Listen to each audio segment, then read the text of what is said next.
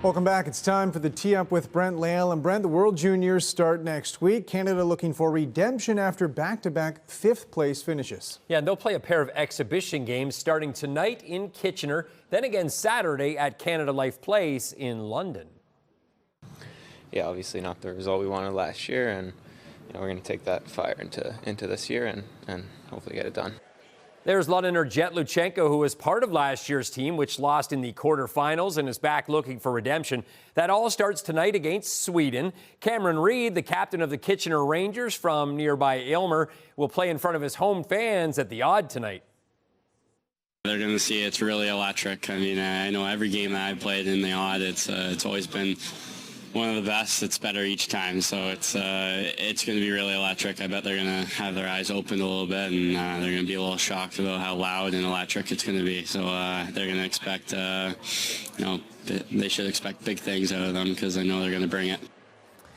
Now, meanwhile, Brent, the London Knights will be making do without their coach and captain, who are away on international duty. Yeah, and tonight they're in Owen Sound, Carlisle, to take on the Attack in what's an important matchup. The Attack and Knights both tied with 37 points going into this evening's game. London associate GM Rob Simpson tells me that they need to compete the right way because they're in a very tight race in the Western Conference this year. Tonight is a big one, a 4-point game, really. The Attack have 2 games in hand, so if they can get one tonight, they're in a much better spot going into their final weekend before the break. Now on the pitch, Brent, FC London are preparing for their next League One Ontario season, coming off disappointing 2025 campaigns. Yeah, both the men's and women's sides held tryouts over the past 2 days at BMO Field. The women barely avoided relegation last season and have just brought in a new coach. You're always looking for a talent identification, and that's people who touch the ball properly, who can make a difference in a game.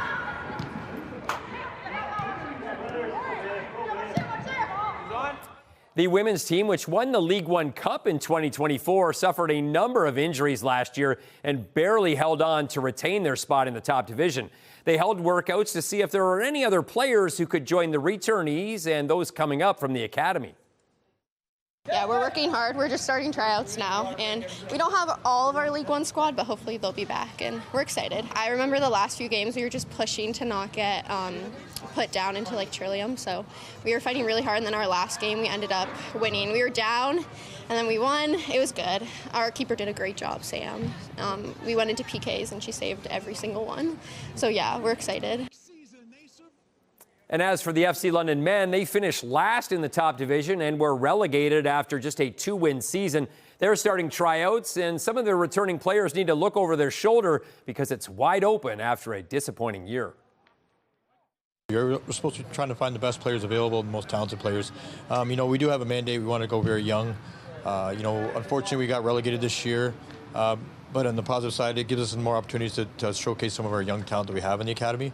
So, this tryout here is to see who can beat some of the players that we have already in the academy. So we're honest with the players, saying we have players here from last year.